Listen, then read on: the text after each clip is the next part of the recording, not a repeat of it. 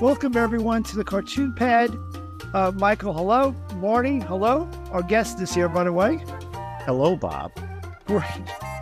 Today, we're going to discuss some Substack newsletters, and this is something cartoonists asked us about a lot.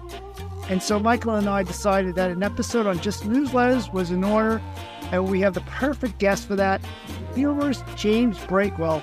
He has several books out, 7 actually, but he's best known for his exploding Substack called Exploding Unicorn, one of the most popular newsletters in the world, which is about parenting 4 daughters. That's exploding, by the way, spelled without an E. It's just beginning with an X. Exploding Unicorn. You want to check it out. It's really funny. In 2016, Closer magazine named him Blogger Dad of the Year. And the following year, he was a finalist for a Shorty Award in the parenting category. He has over 1 million social media followers and gives insightful workshops on the subject of newsletters, which is how we first met.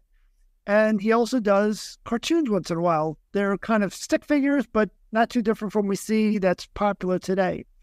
Anyway, welcome to the show, James. Where are we catching you now? I am in Indianapolis in my front room here. I don't have an office per se. I had to turn it over to the pigs. So my kids are in there playing their Xbox on mute, and they're very unhappy that I'm doing a podcast right now. Oh, geez. And now the pig is the main character in your newsletter. What's the pig's name? I've got 2. I've got Gilly and Luna. Gilly's the bigger one, and Luna's the smaller one. And actually, I just heard them fighting back there right now. They know we're talking about. Wait, the pigs are in your house. Yeah, they're potbelly pigs. They're like dogs. They have a doggy door and they go in and out, but they're confined to the back half of the house. Yep. For those not familiar with your work, you're beloved worldwide by parents for your hilarious essays, which is kind of like a balance between humor, sweetness, and you actually give advice too. I know a lot of people actually compliment you for your essays having some very helpful advice. Did you stumble upon this winning formula, or was it part of your plan coming out of the gate when you were doing your newsletter? Yeah, I definitely stumbled on it. I did not set out to help anybody on purpose ever. And I don't know that I still have helped anybody in any way, even accidentally. But yeah, I coming out of college, I obviously did not have any kids at that point. And I just kind of wrote about whatever. I got into blogging, and which is actually very similar to what I do now on Substack. It's kind of the revival of blogging, but I blogged for years, and that was back in the glory days of blogging. That's back when people actually could make a living off of it and go viral. And I never made a penny off blogging, and I finally moved on to Twitter to try to promote the blog. And I eventually realized if you just post links, nobody clicks on them. You got to write original content for Twitter too. So I started writing jokes, and I took so long to get to that point. By then I had a bunch of kids. And so I joked about everything, but the jokes people really responded to were the ones about the kids. So I zeroed in on that, built up an audience that way, gradually transitioned people over to what was a free newsletter at the time, and then gradually expanded the length out. So I was kind of back to where I started. It was like a blog that shows up in your inbox. So that's kind of the full circle of how I ended up there. Hey, James, how often do you write your newsletter now? It's, there are 2 actual newsletters that go out. There's a free one that goes out on Monday, and then there's the paid one, the one for paid subscribers on Friday. Each of those is about 2,000 words, but there's a few other posts that go out in between. I send out a discussion thread on Tuesdays and a webcomic on Wednesdays to kind of just stay in touch with people, give them some other behind the scenes content that's out there. Oh, that's cool. Well, we're going to go back to the nuts and bolts of newsletters, but first, let me ask you where you got your comedy chops. Did you have any strong influences that you could trace back to your newsletter, or it just kind of happened? I wanted to be the next Dave Barry. That was my goal. I actually spent a misguided year in newspapers. That was what I went to college for. I majored in English creative writing, which we all know has such amazing job prospects. And I went and I got an internship at a paper, worked as a freelancer, got as an intern. Then before I even graduated, I was working there full time while still going to school. And I never actually, in all of this, checked how Dave Barry became Dave Barry. And if I recall correctly, from when I finally checked a decade later, he did not work his way up from newspapers. He came in from the outside. So I did this. I was a night cops reporter. I was working, in the middle of the night, and the stories are not particularly funny. Like there's no good news in the middle of the night. It's all fires and murders and car crashes and all of those things. And I was also being paid so you had a beat. for it. Well, sort of. I was supposed to have a beat, but I didn't do a very good job. My beat was supposed to be crime, but really my beat was whatever everybody else dropped the ball on, because the real reporters would go home and go to bed. And I was the night guy, and I would finish up everybody else's stories. That's a lot of what I did. That's a very James Thurber beginning. I think you need to be based in journalism. So you have a journalism degree. Well, I actually I had a journalism minor. I didn't finish it. I ended up switching to English creative writing and history. I double major in those. Oh my, I'm so sorry. But yeah, you've turned it around. I congratulate you. Yeah, so, I bailed fast and hard on that. So my concept of a newsletter is something that comes off a mimeograph and is stapled and shows up in like a colorful envelope, and it's usually about gardening or pot-bellied pigs, or neighborhood news and gossip. So how did the newsletter get reborn in the internet as something everyone needs to look at? I find that fascinating. I started out with this. The very first comedy things I wrote it was in high school, and I just took the email addresses of 20 people I knew, and I wrote something that I thought was funny, and I sent it to them against their will. And I have a few more than 20 subscribers now, but I mean, that's really the only way you can reach people. You don't control these social media platforms. You go and you hop on Facebook, and you can't control, I have 300,000 people on there who follow me on Facebook. And how many see a post of mine? Well, if it's a link, maybe it's a few hundred. If it's something Facebook likes that keeps them there, maybe it's, 10,000 or 100,000. You can't control it. And Twitter especially, that's where it's really pronounced. That used to be my bread and butter. And now I feel like nobody sees anything on there. But if you have somebody's email address, I mean, you can get an open rate of 50% where it is going in their inbox, it is dinging on their phone, and they will know that it's there. And you own that. You still got that. That's the only way you can really be guaranteed to reach people anymore. Yeah, James, this thing about having a mailing list is brought home to all the different presenters at these writing workshops. They always say it's so valuable now that you collect as many email addresses as you can. And that you said that in your session as well. You brought that up, that it's very important that you keep track and try to build that type of list. By the way, I want to know, are you going to Miami Book Fair? Because we'll be seeing Dave Barry there. Have you met Dave Barry? I have not been within 1,000 feet of Dave Barry, and I will not be there. I am not worthy to be in the same building as him. And no, nobody's flying me anywhere these days. So I will leave Dave safe in the state of Florida. They should have you as a keynote speaker. I mean, what you've been able to develop is something that I also have a little book imprint, and when you talk to people who are new authors or new anything, the first thing they want from their author is, what kind of following do you have? What kind of reach do you have? What kind of email newsletter, database do you have? And they put everything on the authors these days to promote all of their projects.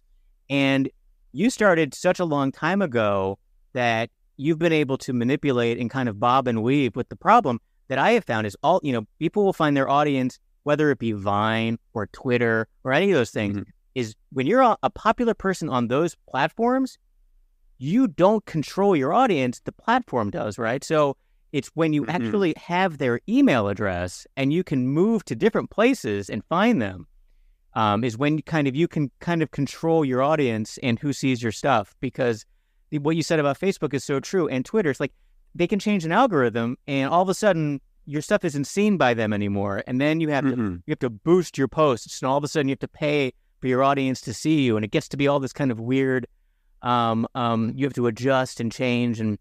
But having like the email list, no matter if it's, you're sending it out, I mean, I used to send it out using Netscape Navigator, and now you can put that email list into a MailChimp or a Substack or what have you, and kind of control that and get your open rates and see where your click-throughs are. But it's like having a literal Rolodex of emails is like the way that you can kind of own your audience. And you've been really good at being able to collect that. Yeah, it ended up working out. And I was late to the game, so I was timely in building up a free email list. I was very late to the game with switching to a paid one. the guy who founded Substack, he actually reached out to me real early on about like switching to a paid newsletter. And I blew him off. I don't want to pretend like I'm some big shot or something, but like there are so many social media platforms out there. So many people that, can monetize things this way or that way. We're going through another big rush of that right now that Twitter's collapsing. There's 1,000 different Twitter replacements that everybody's trying to spread out to. I just didn't have the bandwidth. It's like, I can't be joining a million things a day. So I did not join back then. And who knows how my life would be different if I had. But yeah, he had reached out to me back then. And then years later, my actual editor from that newspaper job I was so bad at, he had transitioned. He had taken a buyout because nobody actually works at newspapers anymore. And he was basically running a reporter beat through a paid newsletter. He was like a reporter paid by the people. And he would go and do the stories that the national chains weren't covering in his town. And people were paying him for that. And he was actually making a living off of it. And that blew me away because he was making a living off like 3,000 or 4,000 followers. I had 90 something thousand. I was like, holy cow, wait a minute. I gotta try this. So that's when I made the transition. Now we offer different products though. I think the people who will pay for local news are different than people who will pay for a comedy newsletter. Like every niche is going to be different. I think the highest paid Substack accounts or just paid newsletters in general, they're all like financial advice, stock pickers or crypto guys, things like that. My product isn't going to make anybody money. If you agree to pay me $5 a month, you're kind of like a patron of the arts. You're doing it for the good of your soul, a little bit of entertainment value, but it is ultimately a luxury purchase there. But yeah, so I don't know, going back, if I had jumped on the paid bandwagon before I had built up much of a following, I don't know if it would have grown like it did, but I built to my maximum size and then monetized it. So I can only tell you what the results are from that. I can't tell you what the results are from the other direction where you monetize. Yeah, James, is it kind of like a rule? You brought up a few things I want to ask you about. Is there kind of a rule of thumb of when a person's going to make that transition to having a totally free newsletter and then start making paid subscribers? I don't know if there's what I would say is don't transition to a paid newsletter unless doubled. If 1% of your followers paid you, if 1% became paid subscribers, if that would be enough money to justify doubling your work, then I would say do it. So if you have 1,000 subscribers and if 10 of them paid you $5 a month, so for $50 a month, would you like to double your work from writing one newsletter a month to do 2 newsletters a month? If so, then do it. Or if your line is 10,000, then you've got 100 people paying you. My fear when I transitioned, I was like, because I used to do one newsletter a week, and newsletters take a while to write. I mean, they're mine at least, or they're probably too long, but they're 2,000 words. And now I narrate, which takes another hour. And I just like, my fear was like, I don't want to double my workload and end up with like $1,500. Like I just gonna be like, it would just be devastating to chain yourself to something that just pays, just a menial amount that you could beat, just working at Starbucks on the weekends. But I had built it up to the point, luckily, when I made the transition within a few weeks, it had reached the point where it was worthwhile. But I would say, yeah, if 1% paid you, if it's worth going from one newsletter a week to 2, then go ahead and transition. If you're below that, I would say don't. Yeah, I mean, I want to first say your pieces never feel too long. So you just threw out that comment, but I think they're really engaging. I really enjoy your stuff. I highly recommend people checking it out. Exploding Unicorn. Another question I had was, there was some talk about people using software for managing their email addresses.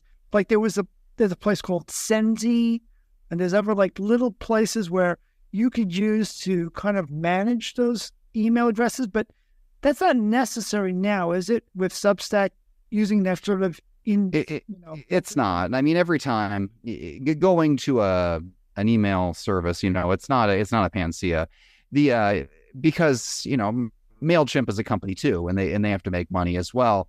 And they were super expensive. So the one that's pretty user friendly, they take care of all of that on the back end. They'll manage your list and they'll control and they'll tell you who's responding and all of that. But I want to say, if I had used them all the way up, I would have been paying like $3,000 a month. So there were other services I transitioned to after that had less customer support. I had like a shoestring thing of 3 different services paid together. I had like Amazon web hosting, and my tech support was some guy named Bill. And if he didn't reply to my email, like my entire thing would just go down. So thank you, Bill, for keeping me going. But yeah, you don't. I like Substack, and maybe there's some other ones that are out there that are equivalent, but because they have another way to make money other than you paying them, because they take a cut of the revenue, you don't have to pay them thousands of dollars up front. And it's robust enough that they actually have tech support, so you don't have to send a single person somewhere in Idaho an email. So I think it's got the right balance of services there. Yeah, I mean, a lot of people I know switched over from MailChimp. Bob, What with the Substack? Bob. Yes, Michael. I have a question. Please go for it. What's Substack? You haven't been paying attention. I have, but I still have a question. What's Substack? Substack is like, so I have the MailChimp, which is absolutely, you guys are so right. It's getting so expensive that Bob has been trying to migrate me to do Substack from the MailChimp just because I have all these subscribers and I'm being punished for it. It's like, I don't, like they're not paying me anything. I'm paying MailChimp all this money and it doesn't seem to make any sense. And then Bob says, check out this Substack thing. And I'm reading, I'm like, wait, so it doesn't cost me anything and these people pay me? He's like, yeah. I'm like, that can't be true. Like, I'm not going to move all my stuff over there. Something's going to happen. But now I feel like I have to do it just because I feel like such a fool for being at the MailChimp still, just because there's no upside. There's only the more popular I get, the more it costs me. So it's like I feel like I'm going crazy on the MailChimp. But the Substack is interesting because it's more though about, with Weekly Humorist, it's multiple people and their links to a website. But with Substack, it's more microblogging, right? Within a email system. I was just going to say the one complaint about MailChimp and Substack is that with MailChimp, if you're a cartoonist, it's not as friendly with design and stuff. MailChimp gave you a little bit more freedom. But I want to talk about a workaround with that. But first, let me let you respond to Marty's question. What was the Yeah. Oh, as far as what was Substack or now, what is just give me a 2-sentence definition of Substack. Michael's just getting over. I really, I just want to just describe it in 2 sentences. It manages email lists so you can send articles to people individually, and it also has an option where they can for content. Okay. Yeah. Just in case any of our listeners is as old as Michael. Yes, Substack is software. You create the newsletter in the software. You create what's going to go out. They give you a program which you're going to design it, and you drop in your text. You create the text somewhere else. I don't know how James works, but I assume that you work in a Word program, and then you cut and paste it into your Substack, and then you add the elements and the images. Mm-hmm. Yeah, that's exactly what I do. I do all my writing in Google Docs, and then I copy and paste it over. See what the spell check from one missed that the other one picks up, and then I go and do the recording in another one. I narrate all the newsletters, and which, by the way, you delivered one of the most devastating burns I've ever gotten on there, and I had to read it like 10 times. So I wasn't sure if you were joking or if it was just being real passive aggressive. Do you remember the email you sent me? No. Oh, you're telling about your beautiful voice? Yes, I was. You sent me something. And it was like the poop sandwich people talk about, where you sandwich 2 compliments between like the actual message, which is the crap, and you gave me a compliment. You're like, I just don't understand. You're so funny and you're so fluid. That why did you use this robot program to read your newsletter for you? Okay, I was just saying, what? But my wife gives me such a hard time about how I read that newsletter. I'm trying to do better. I'm a comedy narrator. I think you have a lovely voice. No, you have a great voice, but I'd rather listen than read you. The diction is so perfect that I assumed it was AI. Oh, yeah. I am a work in progress. Anyway, yeah. Very, very seldom do insults make me pause like that. I had to like reread that one like 4 times to try to figure out what was our Bob that was meant. Now I'm your biggest fan. I think that your stories, the way you weave in the family stories, we could talk about the content for a minute. How you constantly come up with these interesting stories. Your daughters like joke machines. I am asking about I want to ask about the privacy question of also how much you want to include and how much you want to keep your family stuff private. Oh, well, that's the great thing about writing is I'm the narrator, the written narrator, not the spoken narrator. So I decide what goes in. That's why I really hate doing video, because anything can happen, and you've got to control everything so that somebody doesn't look at that video and say, well, your daughter said this, but she's looking to the side. She looks like she's in a hostage video. You're abusing these kids, just things like that. And it's just like, I'm just telling a story. We're a completely normal family, and I can kind of control how much craziness gets out. And I do try to keep it light. I try to keep it upbeat because, as a parent, not every moment is light. Not every moment is upbeat. There are a lot of dark So I have a question. So yeah. Do the daughters go like, oh, Dad, do we have to go out and be amusing again? Can we just like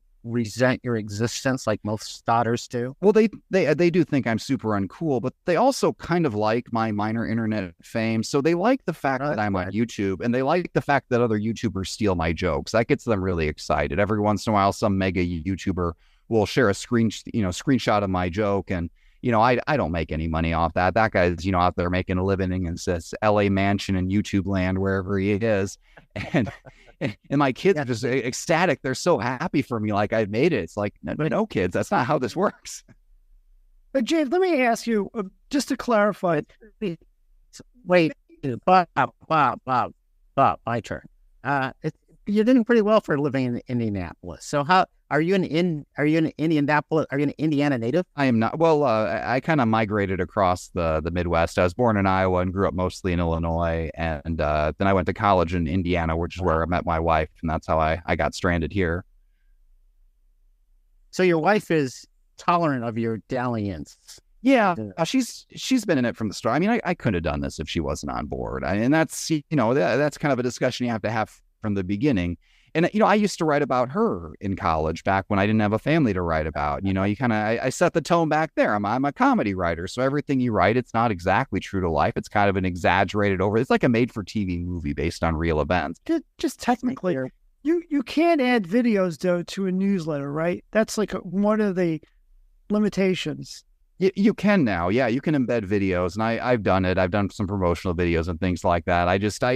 I tend to say I have a YouTube channel that I do interviews with the kids sometimes, and they're pretty good. And for as far as if they like it or not, I guess I didn't really answer your question before. So they love my YouTube channel. They tell their friends that I'm a YouTuber before they'll tell them that I'm a writer. They love when I take pictures of them. And, kids like attention. Take pictures of this, take pictures of that. As far as the writing part, they could take it or leave it. They occasionally, like my mom, she won't read my newsletters because they're too long, but she'll listen to them in the car. And if the kids are in the car with her going someplace, they'll hear them that way. Or they'll hear me down here narrating in my robot voice. They do hear it. Somebody snarkily in the comment section the other day was like, do your kids know what you write about them? It's like, well, they were there. I'm writing what happened. So I'm sure they're aware of what this is. But yeah, I narrate pretty loudly, so they hear it. When you put out your newsletters, and you have the free one and you have the pay one, and you have a huge base, and when they write back to you, which I assume that they do because they're so personally invested in your personal life because you're so open and funny about your family, how much time do you have to take responding to all of these people that probably write to you? And do you write to everybody? Outside of Substack, no. My own mental health and happiness, like years ago, I just stopped reading comments or responding anywhere. And my life was so much better for it. I should be the bigger person. I should have Zen-like calm and not let negative comments rattle me. But I am petty. I am petty, and I'm vindictive, and I'm small. And, when somebody accuses me of being a bad parent, or just it sticks in my craw. And usually I can resist, but like once or twice a year, I'll reply. And every time I've replied, it's made it worse. So I don't do that anymore. But on Substack, it's different. Substack, I want this to be the place where if you're going to engage with me, this is the most real me. This is my central platform. This is where I'm directing everybody to. So I actually do try to respond to every comment in the free and the paid newsletter, definitely the paid one, usually the free as well. But no, there's not the ratio of commenters to not commenters isn't that high. So usually on a given post, I might have, on a big one, 50 or 60 comments to reply to. So it's pretty manageable. That sounds like a lot, though. I'm a fast typer. I mean, that's how I pump out these newsletters. So I make it work. It's also, it's the same people commenting over and over again. Like most of my readers are like me. They're, the person sitting in the back of class. They don't want to raise their hand, but there's like a core of like 20 or 30 people who comment on every single thing. And I know them now. We've built up a bit of a relationship. So I do like that part of Substack. Well, that's I would think. I wanted to mention the workarounds with the difference with MailChimp having so many design freedom and options. With Substack, people complain to me, well, you can't change the font, you can't make it as graphically as interesting. But one thing you could do is you could do headlines and titles as an image, create a title in some other way, and drag it in. I'm still interested in hearing about the video because I always thought that you can only add pictures and you couldn't add videos into your Substack newsletter. They added the video recently, and it's just like the embedded audio file. If you click it, they don't send the whole audio file to your email. If you click on the button for the audio, you're redirected to the web version of it, and that's where it's embedded. It's the same thing with the video. If you click the image of the video, it redirects you to the site, and it's still the article you wrote, but it's the one hosted on the web page, and it plays from there. So when I put out my children's book a few months ago, You Can't Be a Pterodactyl, I did a video with the kids of them running around being pterodactyls, and I shared that on there, and it worked just fine.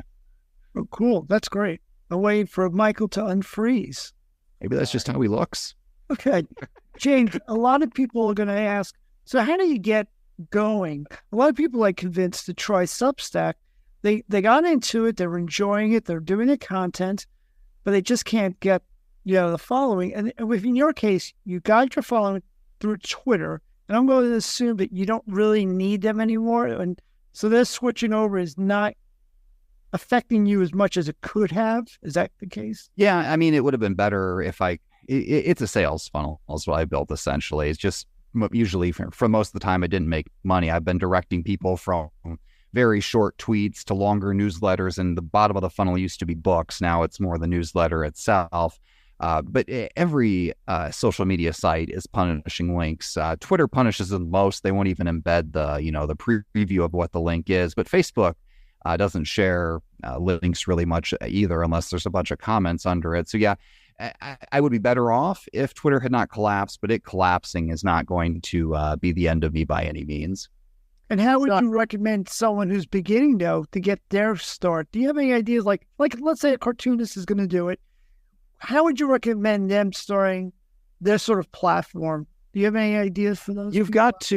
I think you've got to love the process, and you've got to focus on the process, which is probably a terrible answer. But if what you say to yourself at the start is, I have to have 1,000 subscribers, and if I don't have 1,000 subscribers, I'm a failure, you are going to run into a wall and you are going to burn out fast. I think what I would say is, I'm going to produce the best newsletter I can, and I'm going to produce it in a way that fits into my life, that doesn't interfere with anything else, that makes me a better writer or a better cartoonist, and grind away on that. So if your platform is, for example, if you're putting them on Facebook or on one of these other websites, with each one, comment underneath it, for more content, go to this website. You just gradually start that funnel. And then people who go out and they see this on social media or they see you at conventions, they get that small taste. You redirect them to the larger portion of the free newsletter. And then eventually over time, and it might be a lot of time, I mean, not everybody gets lucky and goes viral right away, or at all even, after you've built up the free part, then you can add in the paid part and just kind of add another layer to that funnel. But it's all about getting the eyes at the first level and then eventually getting engagement at the second level. So I have a question about that. I mean, I'm getting all these newsletters and I read it, and then I get to the point where they go like, oh, you want more? Here, subscribe. And I go, I don't think I want more. So, I mean, is there a threshold, or do you have a heavy user, who just can't get enough and loves to binge? And well, that's why I was talking about 1%. I think when they brought me over there and imported my email list to Substack, they said, 3 or 4% is pretty good. But again, not everybody's going to want it. I mean, I don't pay for everything I see. I'm reading a news article and I hit a paywall and I just stop because I'm not that engaged. So you filter it out. You You Right. have you have your 99% who want the free, and then you have the 1% who really, really like you, and that's what you build a living off of. No, but Michael, let me tell you what James does that's very effective. First of all, James was talking earlier about how there's so many business newsletters. His newsletter stands out because it's not about that. He picks a niche. So he's reaching for a specific audience instead of just having a newsletter that's about anything. So here's my thing is, I read the one about you went on the hike, right? Yeah, yeah. And that was fun, and I enjoyed it. And then the next one came up, and it was the one for subscription, and the title was like, The Bag of Bloody Bones. Oh, man. Well, see, no, this is what I wanted to say. James uses teasers, and he has cliffhangers. He uses effectively his headlines. His headlines are always something to catch your eye in the same way you take, let's say, Points in Case, which I'm not a big fan of that website, but all our headlines are very clickbaity. And James, what he does is he has a story, leaves you hanging at some point. If you want to hear the end of the story, which most people do, well, you need to be a paid subscriber. And that's the carrot. Here's a secret about that. You would think, so I had 4 surgeries in last year. I had a lot of medical stuff go wrong. For a seemingly young and healthy guy, the universe is sure trying to kill me. And you would think that the, I'm almost dying ones are going to be the ones that drive the most subscriptions, and they're not, especially paid subscriptions. The ones that drive the most paid subscriptions are just the weird, quirky stories that people want. My father-in-law teased me about this cake for the entire time that I've been with my wife. We met in college when we were 18, like 2 weeks into college. And the entire time he's been talking about this cake that this recipe passed down from his family. And he would make it like once a year, and he'd text me when he'd make it, and he'd never give it to me. He'd just tell me that he'd made it. And finally, through a series of events, my brother-in-law forced him to make this cake. And so I told this story of, 18 years of lead up to this cake. And the only part of the newsletter that was behind the paywall was the picture of the cake. I got more subscribers for that cake than I got for 4 surgeries combined. What kind of cake? It was a German chocolate cake. It was a good cake. I don't know if it's like a 20-year wait good cake, but it was certainly a whole bunch of new subscribers good cake. There was another one. Okay. Go ahead. I was just going to say, people get to know you. They want to hear more about what you're about. So that's one reason why people pay, is because you have nurtured a relationship with. Yeah, I want to know if you eat pork fritters in the house. Absolutely, man. I was on the carnivore diet for years, man. All I ate was meat, but I don't do that anymore. But yeah, the pigs would eat us, and I just feel like that evens things out. So we're all carnivores. Can you call the pigs come if you call? Oh yeah, they know their names. They're as smart as dogs, but more selfish. Can we see them? Yeah, they're behind a baby gate right now. If I call them, they'll get all riled up, but they won't actually get in here. One should be named Wilbur, I think. Yeah, that's every pig ever, though. We had to be a little bit more creative. So we've got one named after Gilly's named after a random character in Game of Thrones, and Luna's named after a character from Harry Potter. So we went a more nerdy route. James, I know you once tried stand-up. How is comedy in that area? It was actually really fun. I'm glad I did it, but I probably won't do it again because it's so much work for so little return.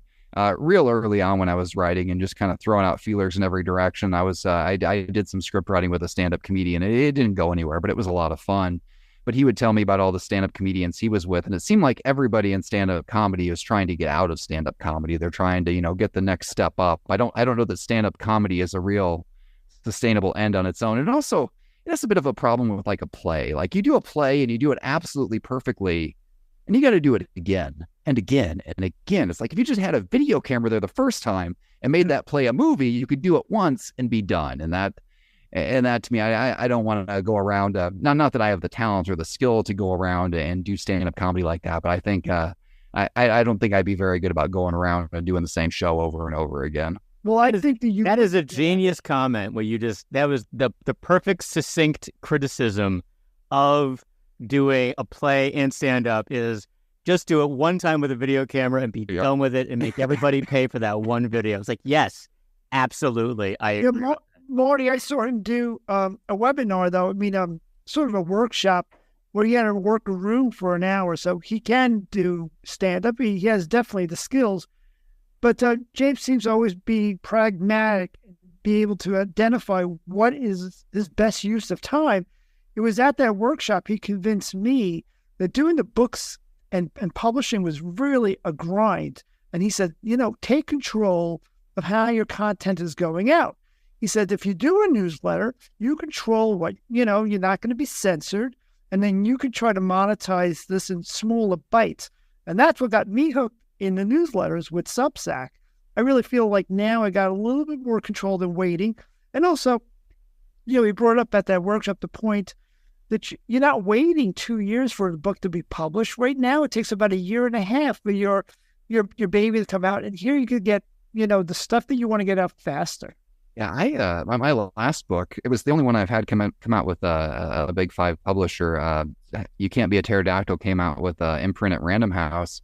And I think the wait time was 3 years, maybe more, before it came out. When I wrote that book, my kids were the appropriate age for it. By the time it actually came out and got in bookshelves, they were too old for it. So yeah, the immediacy is wonderful, but I mean, just the payment model is so much better as well. So before, when the newsletter was free, and even before I had the newsletter, when I was just trying to make money off Twitter, my whole idea was if people like tweets, they'll buy a book. A book is a one-time purchase, and depending on what your royalty rate is and all that, I mean, you make $1.33, $1.50 on this book, and they buy it one time. You spend a year writing this book, you spend a year promoting this book, and you make $1.50. Well, if I can get somebody to pay me $5, if they even do that once, it's like they bought 2.5 books. If they pay me $5 3 times, they've paid me more than I could ever make off my books unless they buy multiple copies. If you subscribe for a year, it's like you bought, I mean, it just snowballs. And as I did this, I looked at it, I thought, man, the return on books is so small. And the return on newsletters is so great that there was just no comparison. That the place I needed to be placing my time wasn't the newsletters. Well, do you get content anxiety since you've always got to have this thing pumped out? And what, Substack has made me a better writer, and it's made me a more creative writer. And this happened before even I went to doing 2 newsletters a week and before I was making money off it. Just when the only pressure was just me not wanting to get 10,000 emails from people asking, what's your newsletter about this week? Like you just got to be creative. You can be, and that's what comedy is. People are like, boy, when your kids grow up, you're not going to have anything to write about. It's like, I'll always have something to write about, because the humor isn't how you interpret the world. I wrote, I had a newsletter week where I went and I did an HGTV home review of a Barbie house. Sometimes nothing happens and you just go and you just create something out of thin air.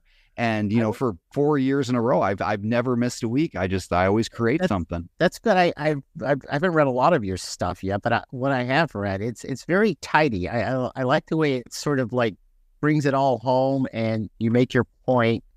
And it's concise and you don't feel lacking. It's not like you just stop.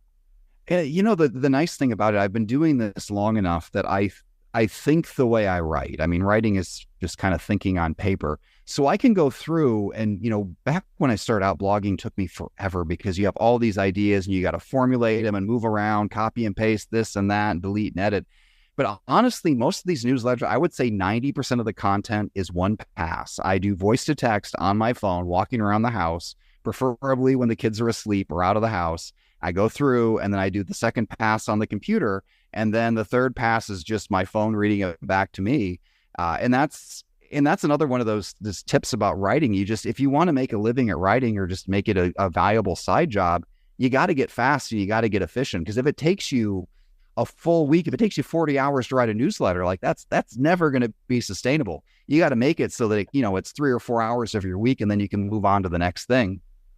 Do you ever send a test? I know there's a function with the Substack that you could send out a test first. And I've been doing that to my wife and her friend, get some feedback. Do you recommend that? I've only ever done it where I sent it to myself just to see if it was working.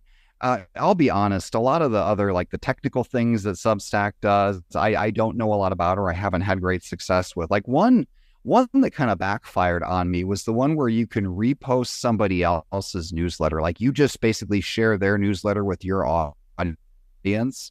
And my audience didn't like that at all because they're like my audience. I guess they kind of felt betrayed that it was my audience and I was taking somebody else's stuff and putting it out there. It's like that's not why we gave you our email addresses. But at the same time, there's other features that I've had great success with. So the recommendations, like I'm recommending you on there, and I can see how many recommendations go from you, and I can see how many recommendations come from you to me, and you can see the subscribers. So that part's great. Some of the other parts, there's a few other things on there that just my audience tends to skew older. So anything that requires too much technical knowledge, I don't mess with because they just get confused and they get angry, and I don't want that. Wow.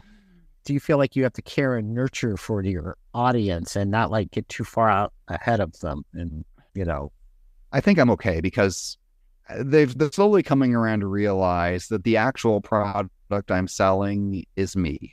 And it might be me as a father, or it might be me as a Barbie, or it be me as the guy who goes and gets drunk at a trail run. But it's that same humor. It's not so much what I'm doing. It's my worldview.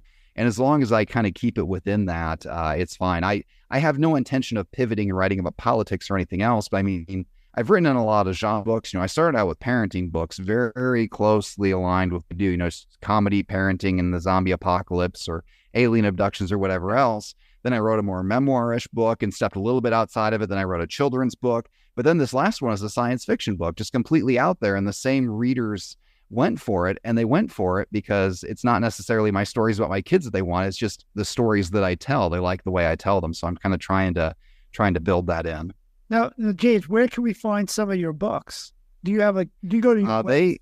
You can find all of my books listed on my website, explodingunicorn.com, or if you go to any book retailer, they should pop up. I've mentioned a few times You Can't Be a Pterodactyl. That's the most recent one. If you want to read me in the fewest words possible, that's the way to go. Just 700 words and lots of beautiful pictures by illustrator Sophie Corrigan. My sci-fi book that I'm pretty proud of is The Chosen 12.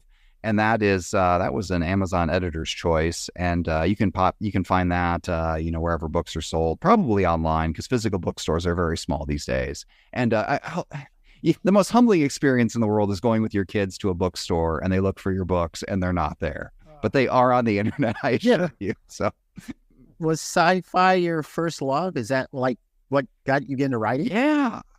It was one of those, I think everybody's got a book that's been bouncing around in their head this whole time. And I thought, boy, it'd be cool if I could write that book someday. And eventually I built up enough of an audience for free content and then for books that I was able to write it and get it out there.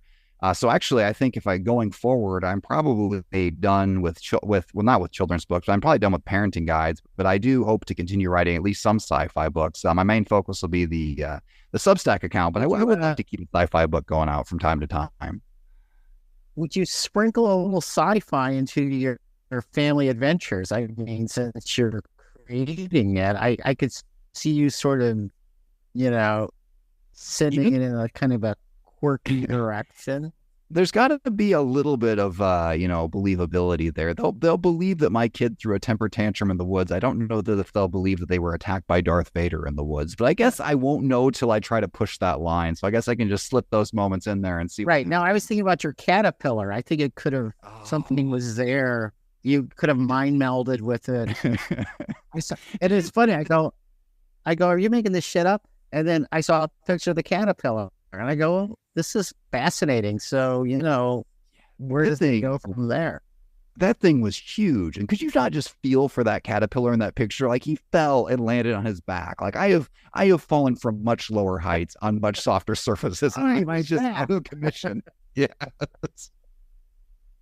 The twist with your sci-fi too is that you have your humor in it, which is nice. So you are kind of making that sort of transition that way. You're not losing any of your personality on your books. Yeah, and I've been lucky that I've had the chance to do those things. And again, I think as a writer, if you want to build a sustainable ongoing income, I think, email lists, newsletters are the way to go. But I think ultimately every writer wants to get books out there sometimes. I mean, there's just something about the challenge of it, the prestige of it. I don't know, maybe our egos, but there is something, and you've written 1 billion books out there and been on all the bestseller lists. But it is nice to be able to point to something and say, boy, I don't feel like I've accomplished anything this year, but I did write that one book, and that keeps you going a little bit. Is there an end game with the steps you could take a collection of your essays and make it into a book? Has anyone approached you?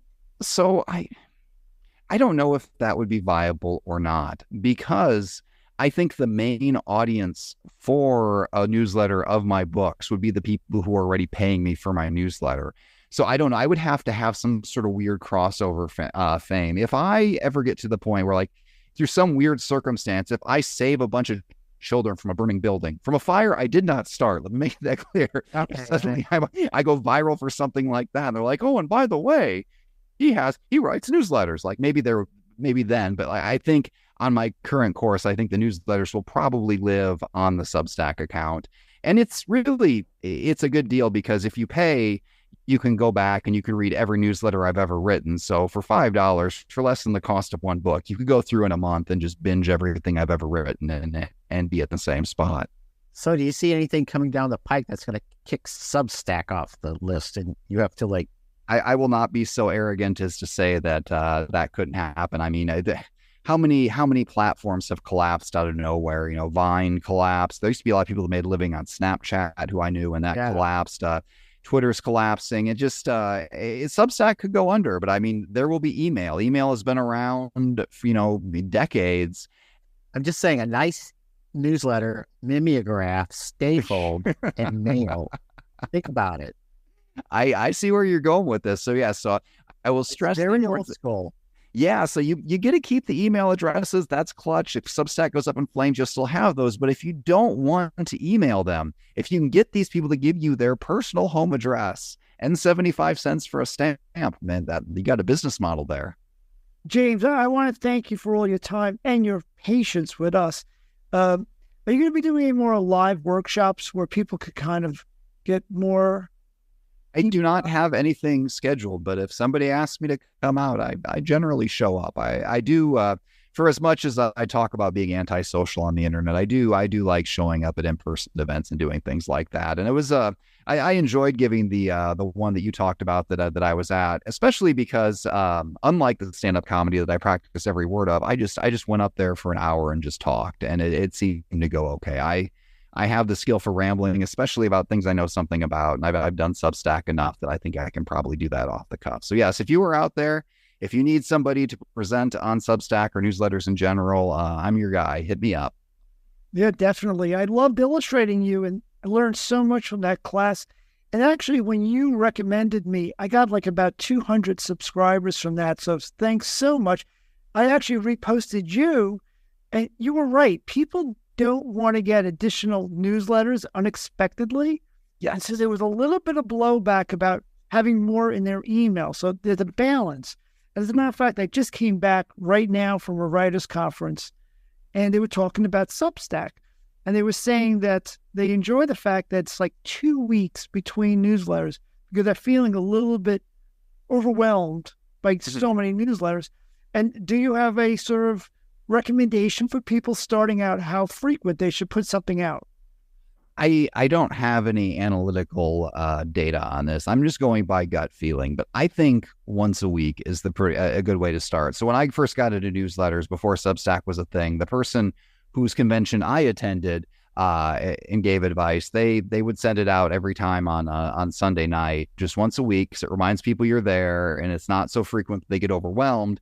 And it also gives people consistency that, oh, it's Sunday or it's Thursday or whatever. It is newsletter day and they know to expect it rather than it just comes out randomly. So I do think once a week is good, always on the same day at the same time, so people get in the habit of expecting it. And it also gets you in the habit of writing it and holds you accountable. Because ultimately, that's the most important part of this. No matter what else you do, if you're not consistent with it, if you don't uphold your end of the bargain, that newsletter is never going to go anywhere. So you gotta hold yourself accountable.